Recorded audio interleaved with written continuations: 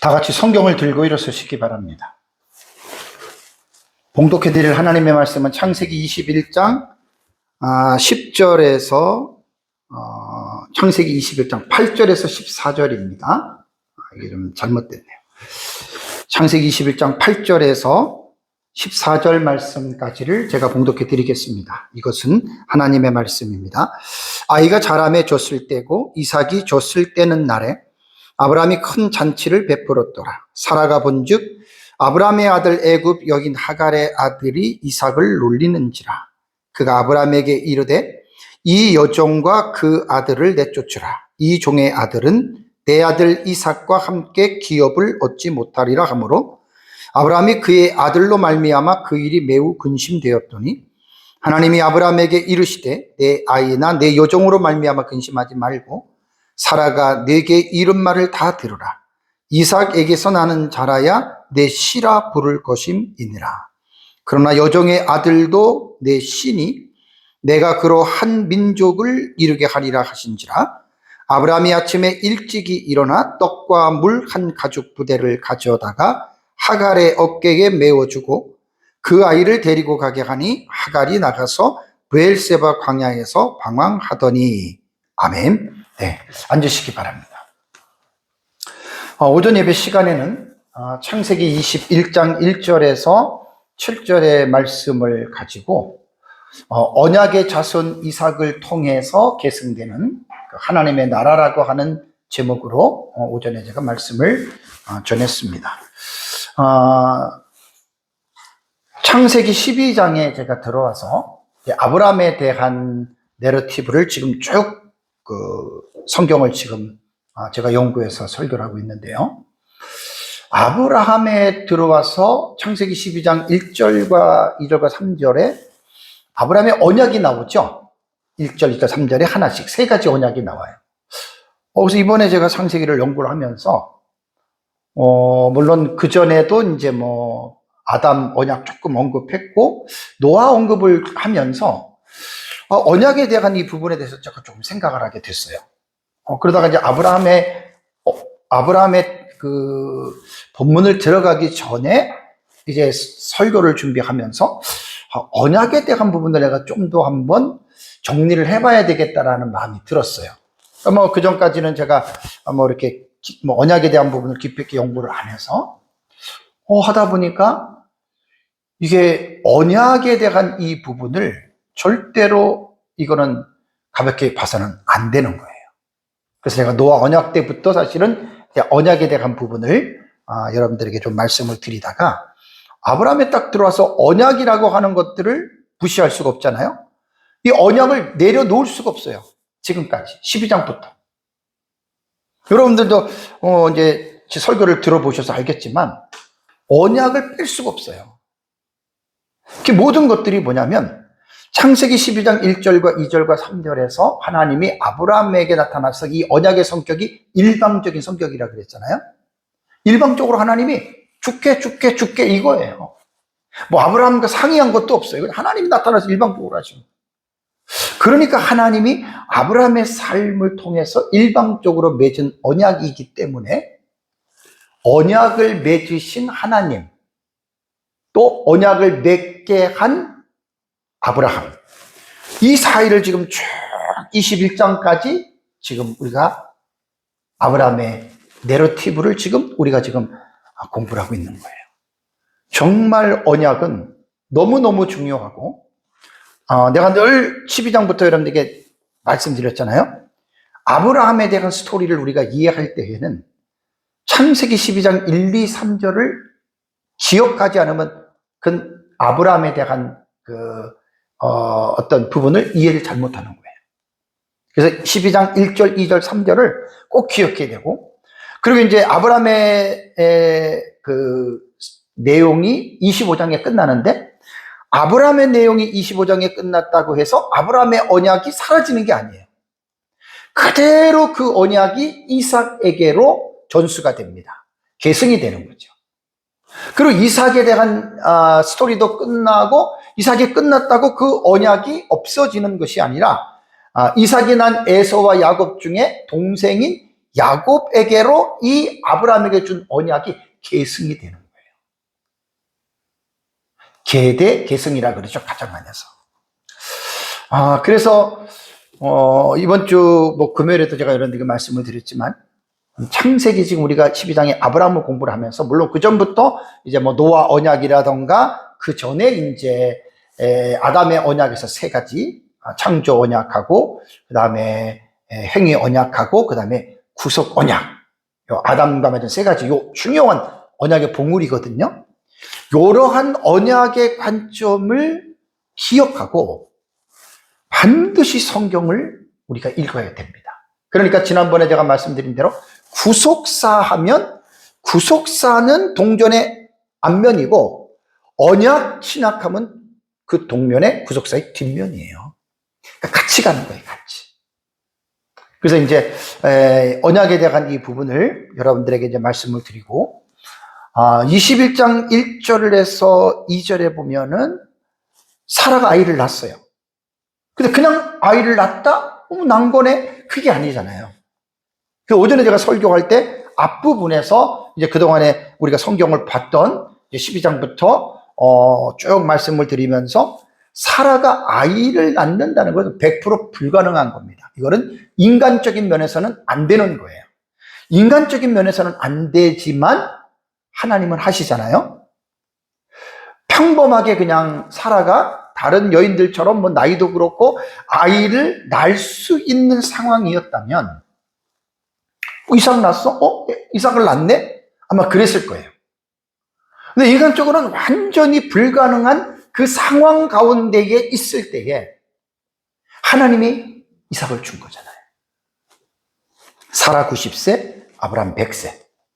아브라함은 100세라도 아이를 낳을 수 있는 그러한 능력이 됐기 때문에 아브라함은 상관없지만 사라는 이미 생리가 멈췄어요. 도저히 안 돼요. 그래서 창세기 21장 1절에 그 두 개의 주절과 두 개의 보조문이 있다고 그랬잖아요. 그죠? 여호와께서 말씀하신 대로, 여호와께서 말씀하신 대로. 그러니까 1절에 첫 번째 나오는 단어가 주어가 먼저 나온다 그랬어요. 원래 히브리어 구문은 동사가 나오고 주어가 나오고 보어가 목적어나 이런 게 나오는데, 거의 히브리어의 문장의 흐름은 그렇게 됩니다. 동사가 항상 앞섭니다. 근데 이것이 기본적인 구문론에서 순서가 바뀌었다. 순서가 바뀌었다라고 하는 말은 문장 제일 앞에 어느 단어가 쓰느냐를 보셔야 돼요. 동사가 딱 쓰면 그냥 기본 히브리어 구문론이 나오는 건데, 창세기 21장 1절에도 히브리어 본문을 보면 주어가 먼저 앞에 딱 나와요. 여호와께서, 그 다음에 이제 돌보셨다, 동사가 나오고, 그 다음에 직접 목적어 사라를 이렇게 나오고, 또 1절에 후반부에 나가는 그 부분에도 거기는 이제 동사가 먼저 나와요. 동사가 먼저 나오면서 사라에게 그가 행하셨다, 그 다음에 주어인 여호와께서, 그 다음에 이제 간접 목적어인 사라에게, 이렇게 1절의 문장이 나온다는 거예요. 그래서 중요한 거는 뭐냐면 21장에서 사라가 이삭을 낳았다라고 하는 것은 왜 1절의 주어를 앞으로 도치시켜서 여호와께서를 먼저, 우리말은 늘상 주어가 앞이니까 보지만 히브리어의 구문론 입장에서 볼 때 왜 동사 앞에 주어를 앞세웠겠느냐. 그러니까 사라가 이삭을 낳은 것은 철저하게 여호와의 섭리다, 여호와의 능력이다. 이렇게 사실 구문론 쪽으로 볼 때는 단어 하나가 위치를 바꾼 것 하나만 제대로 깨달아도 벌써 이 사라가 이삭을 낳은 사건에 대해서 여호와를 강조하는, 그래서 이제 1절에 여호와께서 말씀하신 대로 사라를 돌보셨고 여호와께서 말씀하신 대로 사라에게 행하셨다라는 말이 나오잖아요. 이게 패럴릴리즘이에요. 동의법이에요. 이게 반복적으로 이렇게 되는 거. 그러니까 참 어쨌든 그 사라가 아이를 낳았다라고 하는 거, 이거 정말 중요한 거고요. 그리고 사라가 아이를 낳았다고 하는 것은 그냥 옆집에서 그냥 아낙네들이 아이를 낳는 그런 아이가 아니잖아요. 지금 창세기 11장부터 우리가 지금 초점을 맞추는 그 단어가 뭐지요? 언약이에요. 메리트, 커버넌트예요. 그러니까 언약으로 지금 우리는 이 성경을 반드시 읽을 수 있는 지식이 있어야 돼요. 그래서 이삭의 탄생은 그냥 옆집에 태어나는 아들과 같은 그런 아들이 아니라 하나님이 아브라함에게 맺은 그 언약의 자손이다. 대단히 중요합니다. 자, 이제 오후 예배는 연결해서 말씀을 보겠습니다. 8절을 보니까 아이가 자라매, 이삭이 이제 자라는 거예요. 그런데 젖을 뗐다라는 말이 나오죠? 젖을 뗐어요. 그리고 이삭이 젖을 떼는 날에 아브라함이 큰 잔치를 베풀었더라라고 하는 말이 8절에 나옵니다. 여기서 이제 우리 둘째 딸이 쌍둥이를 낳았어요. 걔네들 뭐 영상으로 보느라고 기쁨이 아주 너무 큽니다. 대부분 여성들이 그렇잖아요. 아이를 가져요. 뭔 걱정을 해요? 혹시 기형 아닌가? 그죠? 누구나 다 걱정하는 거예요. 혹시 얘가 잘못되지 않나? 그러면서 이제 270일에서 한 290일 정도? 10개월이 아니잖아요. 그죠? 그 가운데 아이를 여기 잉태하고 있으면서 걱정하잖아요. 그러다가 이제 또 자연유산이라던가 사고를 통해서 아이를 유산시키는 경우들도 많잖아요. 자, 낳았어요. 낳았다고 되나요? 이번에 우리 손주들 나가지고 유문협착증 해가지고 쌍둥이 중에 큰애가 유문협착증 30일 만에 수술했잖아요. 그러니까 아이를 낳았다고 옛날에 우리나라에서 100일 잔치를 왜 했느냐? 100일 전에 죽는 애들이 그렇게 많았다면서요. 그 100일이 되면 얘는 이제 살겠다. 그래서 잔치를 했다는 거예요. 그러면 100일 됐다고 마음을 놓나요? 돌 됐다고 마음을 놓나요? 그렇지 않아요. 자, 왜 제가 이 부분을 자세하게 말씀을 드리냐면 아이가 자랐어요. 우리는 어떻게 생각해야 되냐면 이삭이라고 하는 이 아들은 옆집에 있는 그 아들하고 성격이 달라요. 무슨 말인지 아시겠어요? 그러면 이 아들을 누가 준다고 말을 했냐고요? 하나님이 약속했잖아요. 인간적으로 불가능한 가운데 그 아이가 태어났잖아요. 그럼 하나님이 어쨌든 이삭을 낳았다고 끝나는 게 아니라 이삭이 또 자식을 낳아서 계속해서 자식의 자식을 이어서 언약의 바통이 이어져야 되거든요.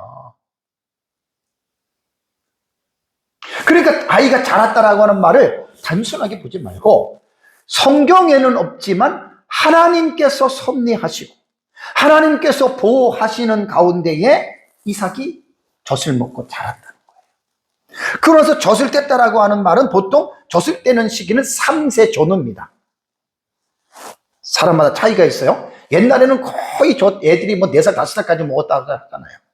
보통 한 3세 전후로 이루어지는데 젖을 뗐다라고 하는 말은 뭐냐면 유아기 상태를 벗어나는 거예요, 이제는.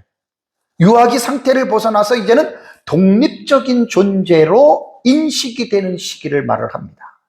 그래서 여기서 이삭이 젖을 떼던 날에 원문을 보면 이게 수동태로 되어져 있어요. 그래서 젖을 뗐다라고 이렇게 표현을 합니다. 자, 아브라함은 여기서 하나 이제 특징이 뭐냐면 이삭이 젖을 뗄 때 아브라함이 큰 잔치를 베풉니다. 왜 그랬을까요? 젖을 뗐는데 왜 큰 잔치를 베풀죠? 물론 당연히 하나님께 늘 범사에 아브라함은 감사했겠죠. 당연히 감사하죠. 고대 근동 지방의 문화를 살펴보면 아이가 젖을 떼게 되면 그날을 기념해서 성대한 잔치를 베풀었다고 합니다. 고대 근동 지방의 문화입니다. 그래서 젖을 떼는 날의 이 축제 가운데에서 가정에서 가족 공동체 내에서 정식적인 구성원으로 인정을 받는다 그래요. 그 잔치가. 특히 아들인 경우에는 아버지의 재산을 상속할 수 있는 상속자로서의 지위가 공적으로 확인되는 아주 중요한 잔치였다고 그래요. 이러한 어떤 사회적인 문화적인 맥락으로 볼 때에 아브라함이 큰 잔치를 베풀었다고 하는 것은 그냥 단순히 잔치를 베푼 것으로 우리는 보면 안 됩니다. 이 잔치를 통해서 언약의 자손이잖아요. 아브라함 75세 때 자식을 주겠다고 하고 25년 만에 준 거예요. 그러니 아브라함의 마음속에 얼마나 여러분 그 마음에 기쁨이 있었겠습니까? 말도 못한 기쁨이 있었을 겁니다. 아, 이제 내가 죽어도 나는 이제 괜찮다. 왜? 나의 대를 이을 아들이 태어났잖아요, 이삭이. 그래서 아브라함이 이 젖을 떼는 날에 큰 잔치를 베풀었다고 하는 것은 뭐냐면, 앞으로 이 이삭이 나를 대신해서 내 모든 것을 상속할 아들이다. 그래서 그 족장의 지위를 공식적으로 주변 사람들에게 선포하고 축하하는 잔치로 여러분 우리가 이 본문을 봐야 됩니다. 왜 이렇게 봐야 된다고 그랬죠? 내가 설교 서두에 언약을 얼마나 많이 강조했어요. 그러니까 창세기 12장부터 지금까지 언약을 내가 빼놓은 적이 한 번도 없어요. 왜냐하면 창세기 12장에서 75세 지금 100살까지잖아요. 100살까지면 아브라함의 신앙생활의 100년에서 지금 4분의 1이 지나간 거예요. 25년이. 175살에 아브라함이 죽으니까. 이 과정 속에서 하나님의 언약이 아브라함을 붙드는 거예요. 오전에도 말씀드렸지만 아브라함이 잘나서 아브라함이 주도 면밀하게 자기 인생을 잘 설계하고 계획해서 그래서 아브라함이 성공한 것이 아니라는 거예요. 아브라함과 언약을 맺은 하나님께서 아브라함의 배후에서 일거수일투족 모든 것들을 아브라함을 하나님이 보호해 주시는 거예요. 복을 주시는 거예요. 왜? 언약이잖아요. 아브라함으로 말미암아 큰 민족을 이루고 너로 말미암아 땅의 모든 자손이 복을 받게 하려면 아브라함을 하나님이 강대하게 하고 아브라함을 풍성하게 해야 그러한 영향력들이 자자손손에게 내려가서 하나님의 약속대로 아브라함을 통해서 하나님의 영광을 받으시는 거예요. 그러니까 이거는 언약적인 관점에서 깊이 여러분 보면 아브라함이 잘나서 그렇게 된 게 아니라는 거예요. 하나님이 아브라함을 붙들고 자신이 아브라함에게 말씀하신 그 언약대로 하나님이 아브라함을 죽을 때까지 끌고 가고 아브라함에서 뿐만 아니라 아브라함이 낳는 이삭, 야곱, 12지파 이스라엘 백성까지 언약 때문에 하나님이 아브라함과 맺은 언약 때문에 하나님이 끝까지 그들을 끌고 간다는 얘기입니다. 그래서 이 언약이 예수 그리스도를 통해서 성취가 되면서 오전에 제가 설교 말미에 세 가지 약속의 원근 총시법적인 차원에서 그것이 이제 가깝게 이루어진 사건과 앞으로 멀게 이루어질 새하늘과 새 땅까지. 대단히 놀라운 거예요. 그러니까 창세기 12장 1, 2, 3절이 그냥 아브라함 자손 그때만 이런 그게 아니라니까요. 성경 전체가 그러한 차원에서 가는 겁니다. 그러니까 아이가 자랐다 젖을 뗐다 성경에는 안 나오지만 누가 이렇게 자라게 한 거예요? 하나님이 한 거예요. 하나님. 물론 사라가 모성애로 이삭을 잘 교육을 했고 잘 보호해 줬겠지만 여러분 만약에 이삭이 자라다가 병에 걸려서 죽을 수도 있잖아요. 그죠? 아무리 잘 봐도 사고로 죽을 수도 있잖아요. 그게 언약의 자손이기 때문에 그래 이 자라며 젖었댔다라고 하는 것은 우리는 성경에는 안 나와도 이것이 하나님의 섭리와 하나님의 보호하심 가운데에 자라는 거예요. 그래서 언약의 관점에서 믿음이 정말 강하고 확실한 사람은 인생을 여러분들 염려할 게 사실 없어요. 뭐가 염려할 게 있어요? 아브라함을 통해서 우리는 그걸 보는데 그러면 하나님이 아브라함의 하나님입니까? 아브라함의 하나님, 이삭의 하나님, 야곱의 하나님이 우리의 하나님이잖아요. 우리 하나님이잖아요. 그 다음에 이제 9절로 문장이 넘어가면서 큰 잔치가 벌어져요. 너무 좋아요. 잔치 속에 담겨있는 의미 말씀드렸어요. 이런 큰 경사스러운 잔치 속에 불미스러운 일이 발생이 됩니다. 그것은 아브라함 부인 사라의 눈에 들어온 한 가지의 사건이 촉발이 됩니다. 9절을 보시면 사라가 본즉 보았다 사라가 이렇게 나오는 거예요. 원문에 아브라함의 아들 애굽 여인 하갈의 아들이 이스마엘이잖아요. 이삭을 어떻게 해요? 놀리는 것을 봤어요. 여러분, 이 본문에서 중요한 것은 뭐냐면 사라가 하갈의 아들 이스마엘을 본 게 아니에요. 이스마엘을 봤지만 이스마엘이 이삭을 조롱하는 놀리는 것을 본 거예요. 이스마엘을 본 게 아니라 이스마엘이 자기 아들 이삭을 놀리는 것을 본 거죠. 자, 그렇다면 놀리는 지라라고 하는 히브리 단어는 메차헤크라고 하는 이 단어거든요. 이 메차헤크는 차하크라고 하는 원형이 차하크입니다. 동사예요. 이거는 피엘, 능동, 더군다나 분사입니다. 동사에서 분사형으로 이거는 변형된 거예요. 그럼 차하크라고 하는 단어의 뜻이 뭐냐? 웃다, 놀다, 조롱하다, 비웃다, 놀리다, 여러 가지 의미가 있어요. 제가 이제 낱말에 대한 의미를 여러분들에게 설명을 할 때 이 단어는 이러한 내용들이 있습니다라고 얘기를 하고 5가지가 있던 6가지가 있던 간에 이 차하크는 이렇게도 말하고 이렇게도 말하고 이렇게도 말하고 이렇게도 말하는 게 아니라 그랬죠. 하나, 둘, 셋, 넷, 5 더 있지만 이 5가지 중에 이 본문에 하나만 딱 선택을 해야 됩니다. 하나만. 어떤 경우에는 2개까지 3개까지도 확장해서 할 수 있는 해석이 있을 수 있지만 대체적으로는 하나를 선택해야 되는데 놀다라고 하는 단어를 선택한 거하고 조롱하다라고 하는 단어를 선택했다면 여러분 어떤 뉘앙스가 오겠어요? 차원이 다르죠. 그죠? 그냥 놀았어. 근데 조롱했어. 비웃었어. 그래서 이 해석이 간단한 게 아닙니다. 도대체 그러면 우리는 지금 개역 개정 번역인데 개역 개정역을 번역하기 전에 원문이 히브리어잖아요. 히브리어는 이 단어를 어떻게 봤을까라고 하는 그것을 먼저 살펴봐야 되는데 우선 우리나라의 지금 이 해석은 크게 2가지 차원에서 해석이 되더라고요.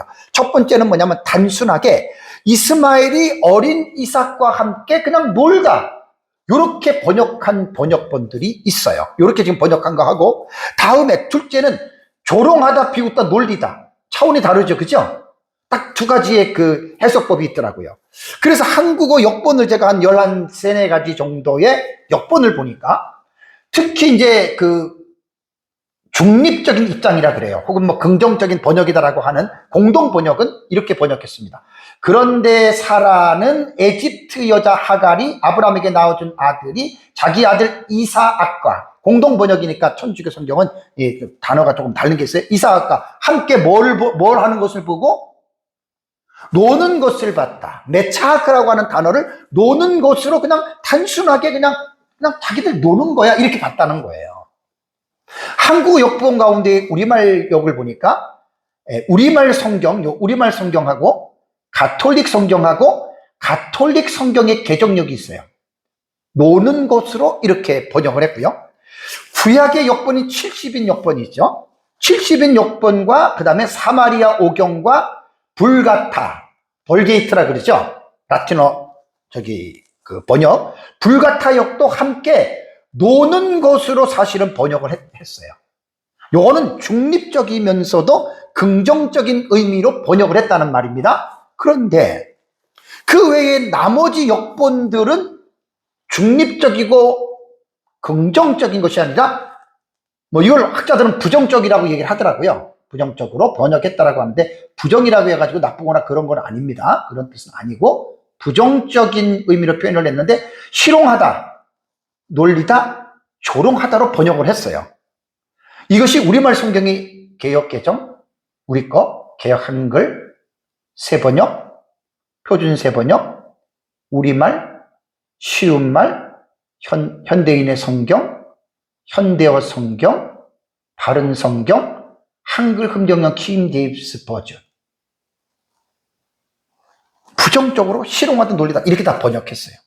그래서 히브리어 사본들 중에는 마소라 텍스트라고 맞소라 사본이 이렇게 조롱하는 것으로 번역했다 그러고요. 그 다음에 탈금력은 제가 온켈로스부터 시작해서 지난번에 약간 말씀을 드렸잖아요. 이게 아람어 성경이거든요. 아람어 성경의 번역의 특징은 뭐냐면 의역적 해석뿐만이 아니라 성경적인 해석까지 들어가요. 의역으로만 번역한 게 아니라 해석까지 집어넣어서 탈금력은 거의 다가 부정적으로 희롱하다, 놀리다, 조롱하다, 막 심지어는 뭐 예루살렘 뭔가 그거를 봤더니 막 끔찍하게 막 우상을 막 이렇게 했더라고요. 막 너무나 지나친 거예요. 그래서 개혁 신학자들의 주의를 살펴보면 단순한 유희, 놀이가 아니에요. 언약의 상속자인 이삭에 대한 조롱, 영적인 대립으로 이 메차헤크라고 하는 이 단어를 번역을 했다라고 하는 말입니다. 자, 여기에서 동사가 나왔으니까 태를 봐야 돼요. 메차헤크 놀리는지라 차크의 피엘 능도, 이거 분사라 그랬어요. 동사가 아니라 분사형이에요. 자, 피엘형은 뭐냐면 강조예요. 혹은 반복이에요. 그럼 뭘 말하는 거죠? 이스마엘이 이삭을 놀리던 조롱하던 아니면 함께 놀던 간에 이 행동이 지금 어떤 거예요? 반복적인 거예요. 지금 잔치를 벌이는 그날 딱 본 게 아니라니까요. 반복적이고 그 다음에 분사했잖아요. 분사가 뭡니까? 동사를 형용화한 것인데 분사는 보통 지속된 행위를 말합니다. 한 번에 그친 것이 아니라 그 일을 계속해서 해왔다는 거예요. 그래서 피엘 능동 분사라고, 능동은 이제 자기가 스스로 알아서 한 거죠. 그러니까 이스마엘이 이삭을 조롱하는 것은 큰 잔치를 배설할 때에만 그런 것이 아니고 이삭이 날 때부터 지속적으로 이스마엘이 이삭을 조롱했다라고 하는 여러분, 이러한 것들로 봐야 돼요. 근데 여기서 성경이 점점 해석이 깊이 들어갑니다. 이스마엘이 이삭을 조롱하는 행위를 단순한 행동으로 보아서는 안 됩니다. 왜 그런지 아십니까? 창세기 12장부터 제가 언약을 앞에 내세우죠. 반드시 앞에 내세워야 돼요. 자, 여기에서 지금 아까 조금 전에 말씀드린 대로 이삭이 젖대는 날 큰 잔치를 배설하잖아요. 언약이 계승되는 거예요. 하나님이 아브라함에게 주신 그 언약이 이제는 이 이삭에게로 내려갔다라고 하는 그 계승권이 지금 하려는 그 상황에서 이스마엘이 이삭을 조롱하는 행위는 이삭에게 내려가는 상속권에 대한 공개적인 도전으로 우리는 이 본문을 충분히 해석할 수가 있습니다. 그러면 어떤 사람은 목사님 그 너무나 극적인 게 아닙니까? 왜냐하면 앞에 말한 대로 천주교 성경이라던가 그 다음에 70인역이라던가 그 다음에 불가타역, 라틴어역 같은 경우는 그냥 단순히 노는 건데 그걸 사라가 그렇게 봤다라고 하는 것은 여자들은 질투가 있고 그러니까 자기 자식이니까 그렇게 본 것이 아닙니까? 라고 이렇게 말하는 사람들이 많단 말이에요. 자, 거기에 대해서 제가 성경적인 이유를 말씀을 드리겠습니다. 칼빈이 말했죠. 성경은 성경으로 해석하는 거예요. 성경은 성경으로 해석하는 입장으로 볼 때 이것은 단순히 이스마엘이 이삭을 희롱하는 게 아니에요. 이스마엘은 어떤 자입니까? 그래서 이제 성경을 끝까지 알아야 돼요. 갈라디아서. 제가 전에도 이스마엘한테 설교했잖아요. 그 갈라디아서의 그 하갈하고 사라의 이 두 언약 여러분들 설교를 했잖아요. 그죠? 이게 뭐냐면 이스마엘은 육체를 따라서 난 자예요. 그죠? 그리고 이삭은 하나님의 언약의 자녀이잖아요. 그래서 갈라디아서 4장 29절을 보면 그러나 그때에 육체를 따르는 자가 성령을 따르는 자를 어떻게? 박해했다. 디오코예요. 헬라 디오코. 조롱 박해 이런 거예요. 그러니까 바울은 지금 뭐냐면 창세기 21장에 나오는 본문의 내용을 신약적인 입장에서 성령의 감동으로 해석을 해주는 거예요. 구약에 나타난 본문의 내용을 신약시대 사도 바울이 그 본문을 해석해주는 해석자 역할을 하는 거죠. 그러니까 이스마엘의 행위가 단순한 장난을 넘어서 육체를 따르는 자가 성령을 따르는 자를 억압하는 하는 행위로 지금 어떻게 바울은 해석을 하기 때문에, 그래서 아브라함의 부인 사라는 이러한 관점으로 이스마엘이 이삭을 받게 하는 것을 본 거예요. 단순히 그냥 여성의 질투, 자기가 난 자식이니까 첩의 자식이, 그렇게만 생각하면 안 된다는 거예요. 왜? 사라는, 뒤에도 말씀드리지만 인간적인 질투도 있지만 사라는 언약과의 그 생각이 맞아떨어져요. 그래서 이제 사라가 아브라함에게 이야기를 하잖아요. 이 여종과 그 아들을 내어쫓아라. 추방을 요구한 겁니다. 그래서 결국 이 8절에 큰 잔치는 이삭의 공식적인 족장으로서의 어떤 그 지위가 확립을 통해서 이스마엘의 이 하나의 행동이 어떤 상속권의 다툼이 되는 거예요. 그 직접적인 계기가 여러분 이제 되는 겁니다. 그러면서 이제 10절을 보시면 사라가 아브라함에게 말을 합니다. 이 여종과 그 아들을 내쫓으라. 매몰차잖아요. 야, 어떻게 여자가 이렇게 질투가 많고 지 배로 난 자식이 아니라고? 그러면서 이 다음 하는 말을 여러분 주의를 집중하세요. 이 종의 아들은 이스마엘이잖아요. 내 아들 이삭과 함께 뭘 얻지 못한다? 그 성경은요, 성경으로 풀어야 되는 거예요, 지금 이게. 기업이라고 하는, 야라시라고 하는 이 동사거든요. 그거는요, 기업을 얻지 못한다, 소유하다, 차지하다, 상속하다라고 하는 뜻입니다. 이거는 미완료로 사용이 됐어요. 그러니까 아까도 오전에도 말씀드린 히브리어는요, 시제보다는 시상의 언어라고 그랬죠. 행동이, 이거는 얻지 못한다, 기업을 얻지 못한다라고 하는 말은 뭐냐? 미완료니까 얻지 못할 것이다. 미래형으로 이거는 당연히 해석을 해야 되는 거예요. 요 히브리어에서요, 요 지금 아라시라고 하는 이 동사와 비슷한 개념으로 사용되는 명사형 나할라라고 하는 명사가 있어요. 요 단어는 무슨 뜻이냐면 하나님으로부터 받은 땅과 언약의 유산을 의미할 때 기업으로 사용한 단어입니다. 그래서 요 본문에서는 주절과 이유절로 이게 사실은 구분이 되어 있는 거예요. 여종과 그 아들을 내쫓으라 라고 말을 했잖아요. 그죠?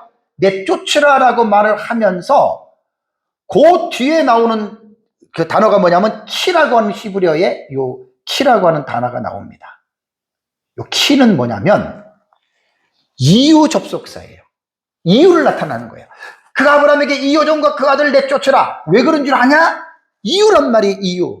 이는 이 여종의 아들이 내 아들 이삭과 상속을 받지 못한다는 거예요. 그 이유 접속사가 요 중간에 들어갑니다. 그러니까 사라의 요구는 단순하게 자기가 낳은 아들을 핍박하는 것 때문에 그런 것이 아니라는 거예요. 사라는 언약이라고 하는 것을 기억하고 아브라함에게 말을 하는 겁니다.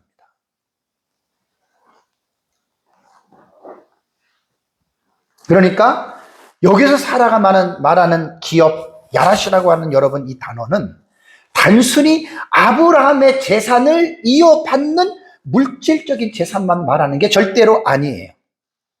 아까 그 나할라라고 하는 명사형에서 말하는 것처럼 하나님께서 아브라함에게 약속하신 언약의 복이 있죠. 그죠? 그것까지 들어가는 거예요. 어떻게 보면 물질보다는 이게 더 중요한 거예요. 이스마엘은 아브라함의 혈통적 아들이 분명합니다. 그렇지만 중요한 거는 뭐죠? 성경이 뭘 말하죠? 언약의 아들은 아니에요. 이삭을 낳기 전에 이스마엘은 종의 아들이지만 아브라함의 재산을 상속받을 만한 위치에 있었습니다. 이삭이 출생함으로 말미암아 이스마엘이 전혀 상속을 못 받는다는 말은 아니에요. 종의 자녀라도 자식이기 때문에 상속권이 내려가더라고요. 전적은 아니지만. 그렇지만 순위가 밀려지는 거예요. 우선순위가 이삭이에요. 그러니까 우선순위에서 이스마엘이 제외된 거예요. 여러분, 그러면 우리나라는 다 똑같잖아요. 아, 나는 우리 아버지는 그런데 엄마가 달라. 근데 엄마가 보니까 우리 엄마는 종이야.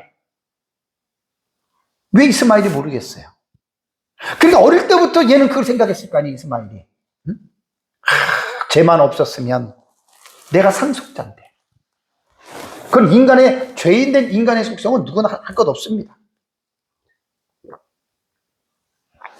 충분히 그렇게 생각할 수 있는 여건이 됩니다. 그래서 제가 이제 조금 전에 여러분한테 제가 지금 끌고 가는 이 해석이 좀 이게 너무 조금 극단적으로 잘못된 것으로 가는 게 아니냐라고 말을 하기 때문에 제가 성경은 성경으로의 해석해서 여러분들에게 말씀드리는데, 결정적인 게 갈라디아서 4장 29, 30절입니다. 요건 옛날에 제가 이스마엘에 대한 설교를 할 때 이 본문을 여러분들이 설교를 했어요. 그러나 그때 육체를 따른 난 자가 성령을 따른 난 자를 박해한 것 같이 이제도 그러하도다. 요건 설명을 안 하겠습니다. 30절. 그러나 성경이 무엇을 말하느냐? 성경이 여종과 그 아들을 내쫓으라는 거예요. 여종의 아들이 자유 있는 여자의 아들과 더불어 유업을 얻지 못하리라. 이러한 이유로 인해서 사라는 아브라함에게 하나님의 언약, 하나님의 유업은 이삭만 얻는 거예요. 여기서 불만을 가질 필요가 전혀 없어요. 왜? 하나님이 아브라함에게 내 자손에게 주겠다고 하는 말은, 이스마엘은 사라와 아브라함이 하나님의 약속을 믿지 못하고 조급한 가운데서 저질른 열매잖아요. 그쵸? 그러니까 하나님 원망할 게 하나도 없는 거예요. 하나님 약속하신 대로 사라가 낳는 그 아들에게 내가 유업을 주겠다. 기업을 주겠다. 그러니까 사라가 아브라함에게 여종과 그 아들을 내쫓으라는 말은 가혹하게 느껴지지만, 사라의 요구는 궁극적으로 12절에 가면 하나님이 사라의 말을 들으라 그래요. 내쫓으라 그래요. 단순히 우리는 이 사건을 인간적인 차원에서 여러분 이 본문을 보면은 안 돼요. 그래서 제가 갈라디아서까지 쭉 오면서 사라가 봤던 내용이 그만큼 하나님의 언약. 왜냐하면 아브라함은 여러분 생각해 보세요. 자기가 난 아들이잖아요. 인간은 어쩔 수 없어요. 그렇지만 사라는 달라요. 우리가 볼 때는, 인간적으로 볼 때는 질투라고도 볼 수 있지만 아니에요. 사라가 본 게 정확해요. 자, 11절을 갈까요? 아브라함이 그의 아들로 말미암아 그 일이 매우 근심이 되었다. 그렇죠. 이때 이스마엘이 한 16, 17 정도 됐거든요. 얼마나 애지중지 키웠겠어요. 아브라함 86세 때 낳았는데. 근데 갑자기 사라가 태클을 걸어서 내쫓으라. 자, 그 말을 듣고 근심이 되었다. 근심 앞에 매우드라고 하는 부사가 들어갑니다. 자, 근심이 되었다는 말이 뭐냐면 와이에라라고 하는 단어인데, 라라고 하는 이 단어가 기본형이에요. 이건 와우계속법. 와우계속법은 미완료는 오전에도 말씀드린 대로 과거로 이루어진 사건으로 믿으라 하라 그랬죠. 그러니까 근심이 될 것이 아니면 근심이 돼버린 거예요, 아예. 라의 뜻은 악하게 되다, 나쁘게 되다, 불쾌하다라고 하는 뜻이 있어요. 그게 뭐냐면, 갑자기 사라가 아브라함에게 내쫓아. 그러니까 매우 아브라함의 마음에 가장 요 세계에서 선택을 한다면 불쾌하다가 제일 나을 것 같아요. 나쁘게 생각했다. 이것도 되고, 악하게도 해석이 될 수도 있어요. 그러니까 매우 불쾌하긴 했는데, 매우라고 하는 이 단어가 있잖아요. 매우 부사어예요. 매우 아주 상당히 불쾌했다는 거예요. 상당히 기분이 나빴다는 거예요.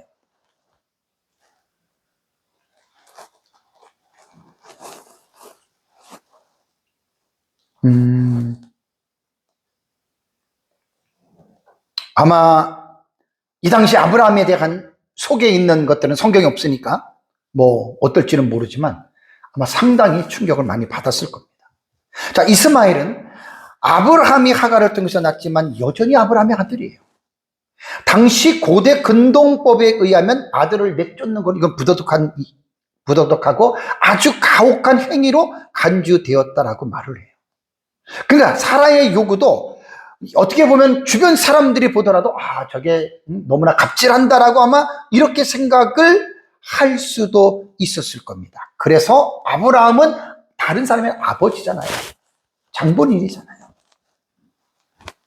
아버지로서 상당히 근심이 깊었고 상당한 아마 고민 가운데에 아브라함이 이제 있었을 것이라고 사료가 됩니다. 그러니까 인간적인 측면에서 제가 이해가 되는 것은 사라도 연약한 인간이잖아요.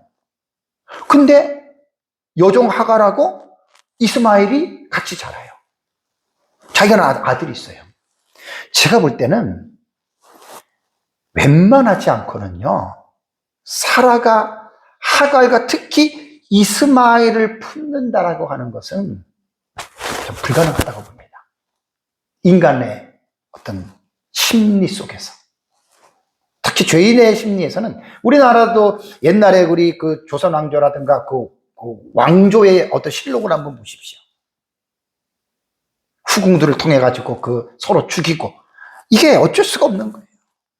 그러니까 만약 같이 살았다면 불보듯 뻔하죠, 불화가.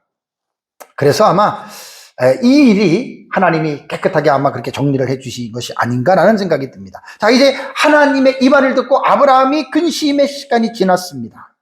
근심의 시간이 지나고 12절로 가시면 하나님이 아브라함에게 말씀하십니다. 12절에 하나님이 아브라함에게 이르시되 내 아내나 내 여종으로 말미암아 어떻게 근심하지 말라. 하나님은 근심하는 걸 알잖아요. 그리고 하나님이 아브라함에게 뭐라고 얘기를 하냐면 사라가 내게 이런 말을 다 들어라. 사라 말대로 내보내라 그 말이에요. 그리고 하나님이 여기서 이렇게 말하면 우리가 뭔가 좀 하나님도 뭔가 좀 이렇게 자비하지 못하고 이렇게 생각할 수 있지만 그 다음에 나오는 말이 뭐예요? 이삭에게서 나는 자라야 내 씨라 부를 것임이라 말을 했잖아요. 지금 아브라함의 언약에서 지금 족장 시대의 이 하나님의 언약이 계승이 되는 여러분 이 포인트를 보잖아요. 수많은 자식이 있어도 하나님의 언약의 그 지팡이는 only one man입니다. 한 사람에게 내려가는 거예요. 이삭에게서 나라는 자야 내 씨다. 하나님이 창세기 12장 2절에 내 자손에게 씨를 주겠다고 말한 것은 계속해서 하나님이 하나를 점지해 주시는 거예요. 이것이 구약의 창세기 3장 15절에 여인의 후손이 지금 아브라함 이전부터 시작하면 구약시대 4,000년 동안에 예수 그리스도의 탄생 때까지 이것을 하나님이 지금 이 역사를 이어가시는 거예요. 놀라운 일입니다.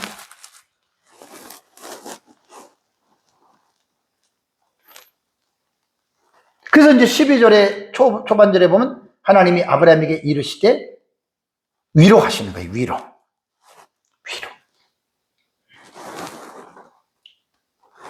그래서 여기서 우리가 이제 이것도 한번 생각해 볼 수 있는 게, 사라의 요구가 어떤 개인적인 질투심에서 비롯되었을 수도 있어요. 제가 아까 말씀드린 대로. 사라도 인간이니까 얼마나 그 인간적인 생각이 많겠어요? 그렇다 하더라도, 사라의 요구는 하나님의 계획과 같은 거예요. 언약을 보셔야 돼요. 인간적인 연민을 보시면 안 돼요. 여러분, 우리가 살아가다 보면 인간적인 연민과 하나님의 뜻 사이에서 여러분 우리 갈등을 안 겪습니까? 갈등 많이 겪어요. 여기서 우리는 교훈을 받을 게 있어요. 받아야 돼요.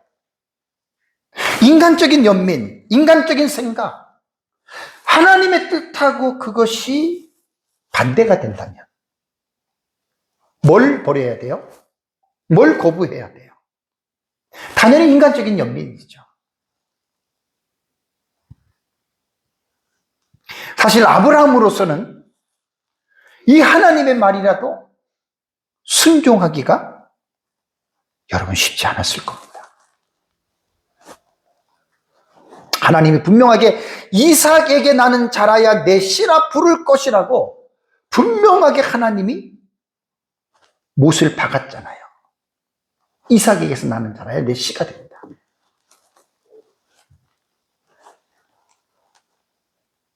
그러면서 하나님은 아브라함에게 이스마엘에 대한 계획이 있음을 밝히십니다. 그 13절에 나옵니다. 그러나 여종의 아들도 내 신이, 아브라함이 난 자식이잖아요.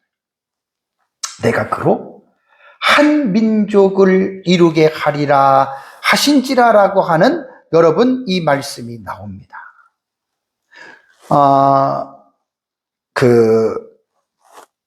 그러나라고 하는 이 단어가 히브리어에 보면 외감이라고 하는 접속 부사예요. 외감. 이게 사전을 보니까 엄청나게 내용이 많아요. 한 15개 정도가 의미가 나오더라고요. 번역되는 게. 중요한 거는 뭐냐면 외감이라고 하는 접속 부사가 나오는 그 후의 문장은 대부분 부가적인 문장입니다. 에디션이라 그러죠. 더하는, 추가하는 거예요. 추가.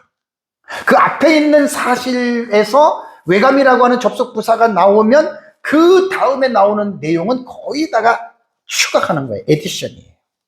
부가적인 상태를 묘사할 때 이 접속 부사를 히브리어는 사용을 하더라고요. 그래서 본문에는 그리고 또한 그러나 이런 식으로 번역이 되는 거예요. 그래서 사라의 말대로 하라고 말씀하시면서 하나님은 아브라함에게 이 여종의 아들도 너의 씨다. 이 부분을 지금 말해준 거예요. 이 13절 말씀 한 말씀 때문에 아브라함이 그 다음에 14절에 말하고 있는 이 부분에서 일단은 마음을 놓고 다음 액션을 아브라함은 취한다고 하는 것을 여러분 이제 우리가 볼 수가 있습니다. 여기서 이스마엘도 아브라함의 씨다. 맞잖아요. 그리고 그를 통해서 한 민족을 이루게 하겠다. 여기서 이제 이삭과 마찬가지로 뭘 우리가 읽을 수 있냐면 하나님은 살아계시고 하나님은 모든 세계를 어떻게 통치하시는 주권자예요. 유럽에서 말하는 신은 세상을 창조해 놓고 세상을 관심을 안 갖는다. 그런 신 아니에요. 하나님은 반드시 역사를 주관하시는 주관자예요. 그러니까 섭리하시는 분이에요. 섭리하시는 분. 그러면서도 이스마엘은 언약 밖에 있는 아들이기는 하지만 그 아들에게도 하나님의 섭리가 있다라고 하는 이 말을 지금 아브라함에게 말을 하고 있습니다. 다음에 이제 아브라함이 어떻게 하나님의 말씀에 반응하느냐? 14절. 아브라함이 아침에 일찍이 일어나 떡과 물 한 가죽 부대를 가져다가 하갈의 어깨에 메워주고 그 아이를 데리고 가게 하니. 여기까지 오늘 설교가 여기까지입니다. 뭐예요? 사라의 요구를 듣고 근심했는데 하나님이 아브라함에게 나타나서 사라의 말을 들으라 그랬잖아요. 그리고 아브라함이 그 말을 듣고 순종하는 거예요. 그래서 제가 오늘 설교의 제목을 언약의 질서를 세우기 위해 하갈과 이스마엘을 내보내는 아브라함. 제목 잡기가 되게 힘들어요. 제가 간단한 그냥 제목을 잡으면 사람들이 별 관심이 없어요.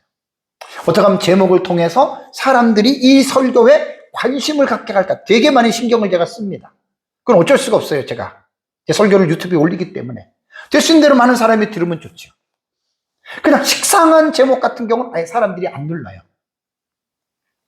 그래서 내가 이 오늘 설교의 본문 속에 넣고자 하는 아브라함의 순종도 집어넣고 여러 가지로 했지만 그것들을 다 포함을 시켜가지고 지금 제목을 지금 잡은 거거든요.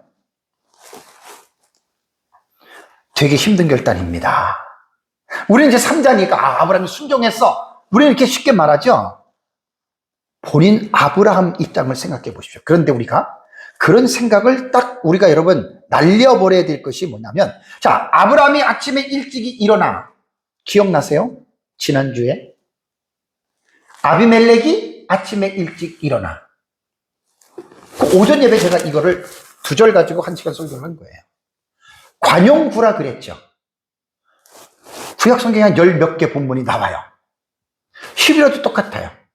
동사가 먼저 나와요. 동사가 나오고 다음에 주어가 나오고 다음에 보호가 나와요. 명사구라든가 뭐 부사구라든가 이런 게 나오거든요. 그러니까 아브라함이 일찍이 일어났다라고 하는 말은요, 여러분. 내가 이거를 여기다 안 집어넣었네? 있는 것 같은데 왜 안 넣나? 자, 이거 제가 이제 말씀을 드릴게요. 아침에 일찍 일어났다라고 하는 말은 지난주에 단순히 아침에 일찍 일어났다라고 알리는 시간적 서술이 아니라 그랬죠. 아닙니다.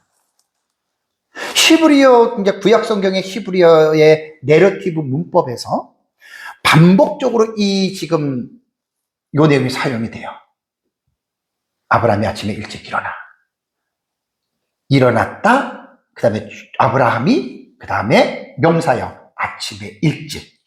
요것이 똑같은 패턴이 구약 성경의 관용구라고 그랬죠. 이거는 뭐냐면 거의 다 이 관용구가 들어간 문장의 전후 문맥을 보면 신적 명령에, 하나님의 명령에 주저함없이 즉각적이면서 전적인 순종을 나타낼 때 이 단어가 들어갔어요. 지난주 말씀드린 여호수아라든가 모세라든가, 그죠?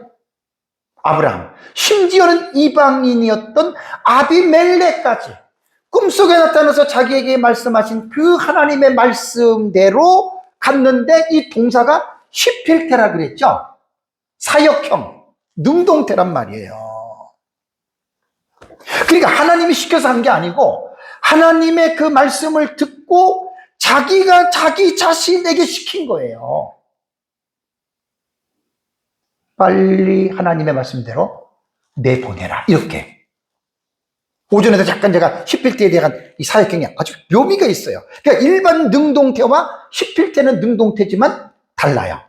단순형의 능동태하고 강조형의 능동태하고 사역형의 능동태, 히브리어는 세 개의 굵은 흐름이 있잖아요. 특히 시필테의 능동태는 단순형의 능동태랑 해석이 다르거든요. 자기에게 시켜서 그 다음에 자기가 스스로 능동적으로 그 일을 하는 거예요. 그러니까 아브라함이 자기 자신에게 시킨 거예요. 빨리 일어나서 내보내라, 이런 뜻이라는 말입니다. 사랑하는 성도 여러분, 하나님의 언약의 성취로 인간이 도저히 불가능한 상황에서 아브라함은 100세, 사라는 90세에 이삭을 낳습니다. 100% 1000%입니다. 하나님이 하시는 거예요. 아브라함과 이삭은 할 말이 전혀 없어요. 그냥 자기들이 일어난 일을 통해서, 특히 사라, 와, 이게 꿈이냐 생시냐, 생시거든요. 뭘 느꼈겠어요. 25년 전에 자식들에게 나타나서 자식을 주겠다고 하는 말을 중간에 못 믿었잖아요. 그 약속을 받고 15년이 지난 다음에 사고를 쳤잖아요. 하가를 통해서 이스마엘을 낳았잖아요. 그리고 아브라함하고 사라가 얼마나 고민을 했겠습니까? 이스마엘을 낳기는 낳는데 하나님이 자식을 준다고 했는데 사라는 벌써 생리가 끊어진 지가 오래됐고 아브라함이 봐도 도저히 소망이 없잖아요. 그런데 아브라함 99세 때 나타나신 거예요. 2번이나 17장 18장. 내년 이맘때에 사라가 아들을 낳을 것이다. 웃었잖아요. 아브라함도 웃고 이삭도 웃고. 근데 딱 때가 되니까 그게 21장이에요. 오전에 말씀 낳잖아요. 소름이 끼치는 거예요. 이 본문의 내용을 쫙 이해하고 소름이 끼쳐요. 정말 21장 1절에 주어가 하나님, 주어가 먼저 동사 앞에 딱 자리를 잡고 그걸 강조하는 거예요. 그러면서 이제 오늘 읽은 8절에 보니까 아이가 이삭이 자랐어요. 사라의 젖을 먹고. 사라도 아마, 그러니까 웃음이 나오는 거예요. 그냥 이건 참 뭐라고 설명할 수가 없어. 야, 정말 내가 이 나이에 90에 내가 애의 젖을 먹여? 그 말이잖아요. 사라의 말이. 박영희 원사님 지금 애 낳아서 젖 먹인다고 생각해 보세요. 네? 생각해 보시라고요. 그리고 젖을 뗄 때 아브라함은 큰 잔치를 배설합니다. 이때 언약 계승의 잔치로 봐도 돼요. 충분해요. 조습됐다라고 하는 말은 그만큼 이제 그 아이가 사회 공동체 안에 속하면서 이제 모든 권한을, 아버지의 권한을 물려받을 상속자라고 하는 고대 근동 지방의 문화 속에서 그런 의미가 담겨져 있는 잔치였거든요. 그런데 호사다마라고 사라의 눈에 이스마엘이 보인 게 아니라 이스마엘이 이삭을 희롱하는 사건이 딱 들어온 거예요. 여기서부터 시작이 돼서 결국은 여종과 여종의 아들을 내어 쫓으라라고 하는 이 말씀 속에서 아브라함이 아침에 일찍이 일어나서 떡과 물 한 가죽부대를 가져다가 하갈의 어깨에 메워주고 떠나보냅니다. 오늘 설교는 여기까지입니다. 그래서 신약 성경의 갈라디아서 4장 29절 30절 다시 보면 그러나 그때의 육체를 따라 난 자가 성령을 따라 난 자를 받게 한 것 이제도 그러하도다. 성경이 무엇을 말하느냐? 여종과 그 아들을 내쫓으라. 여종의 아들이 자유 있는 여자의 아들과 더불어 유업을 얻지 못한다. 그래서 내쫓는 거예요. 그래서 오늘 제 설교가 언약의 질서를 세우기 위해서, 이것은 오늘 여러분 이제 본문은 그렇습니다. 우리가 성경을 해석할 때 제가 늘 가끔 지난주에도 그 도덕적인 역전에 대해서 모랄 리벌설이라고 하는 도덕적인 역전에서 그 사건을 도덕과 윤리적으로만 보면 안 된다 그랬죠. 하나님이 하시는 일을 하나님 나라 사상에서 봐야 돼요. 제 설교가 지금 하나님의 나라 시리즈, 사상 시리즈잖아요. 이걸 잊어버리면 성경을 잘못 보는 거예요. 하나님의 나라의 관점에서 지금 아브라함이 마음은 속은 쓰리지만 이스마엘을 내쫓아야 돼요. 하갈을 내보내야 돼요. 왜요? 언약의 관점으로 볼 때는 이삭만 하나님이 주신 기업을 받을 수 있어요. 이스마엘은 못 받아요. 근데 같은 집에 있으면 여러분 분란이 나겠어요, 안 나겠어요? 엄마들, 아들들 당연히 분란이 나죠. 이것은 언약의 질서를 세우기 위한 거예요. 하나님이 얼마나 아브라함, 사라, 하갈, 이삭, 이스마엘 얼마나 하나님이 인간의 죄성을 잘 알겠어요. 그 질서를 세우기 위함이에요. 이게 하나님의 나라 사상으로 볼 때 우리는 이 본문을 그렇게 보는 겁니다. 로마서 9장 7절 9절에도 이제 신학적인 해석입니다. 또한 아브라함의 씨가 다 그의 자녀가 아니라 오직 누구? 이삭으로부터 난 자라의 내 씨라 분류를 하셨으니, 바울이 지금 아브라함의 이 내러티브를 지금 해석해 주는 거예요. 곧 육신의 자녀가 하나님의 자녀가 아니요 오직 약속의 자녀가 씨로 여기심을 받느니라. 그러면서 약속의 말씀은 이것이니 명년 이때에 내가 이르니 내게 사라의 아들이 있습니다. 이삭을 강조하는 거잖아요. 언약의 자손이에요. 그리고 창세기 10장 19절에 다시 제가 말씀드리면 하나님이 이르시되 아니라 내 아내 사라가 내게 아들을 낳으리니, 이때 사라 89세 때예요. 아브라함 99세 때예요. 너는 그 이름을 이삭이라 하라. 그러면서 뭐라고 했습니까? 내가 그와 내 언약을 세운다. 자, 첫 번째 언약을 하나님이 아브라함에게 세웠어요. 아브라함이 죽으면 어떻게 돼요? 자식에게 세워야 되잖아요. 자, 이스마엘이 있어요. 그리고 사라가 죽고 그도라를 통해서 난 자식이 6명이에요. 누구랑 하나님이 언약을 세워요? 올리원 이삭이에요. 그러니까 우리는 성경을 인간적인 어떤 연민이나 인간적인 생각과 감정을 가지고 성경을 읽으면 그 사건을 행하시고 그 계획을 추진하시고 실행하시는 그 하나님의 뜻을 우리는 모르는 경우들이 되게 많습니다. 성경이 성경을 해석하는 차원에서 우리가 성경에 나타난 것이 인간의 이성으로는 이해가 되지 않더라도 성경을 통해서 우리는 그 하나님이 왜 이러한 일을 행하시는지를 여러분 우리는 볼 수가 있어야 되는 거예요. 그의 후손에게 영원한 언약이 되는 것은 이삭입니다. 이삭. 그래서 결론을 내리면 아브라함이 사라의 요구대로 하갈과 이스마엘을 집에서 내보낸 것은 하나님 나라의 관점에서 보면 언약의 질서, 하나님의 말씀의 순수성을 세우기 위함이었다는 것. 우리도 살다 보면 종종 이런 것 많이 겪어요. 인간적으로 딱 잘라야 되는데 하나님은 자르라고 하거든. 그게 얼마나 많겠어요. 그래서 인간적인 연민에 치우쳐서 하나님의 약속을 무시하지 않는 삶을 살아가시기를 주님의 이름으로 축복합니다. 우리 다 같이 함께 기도하겠습니다.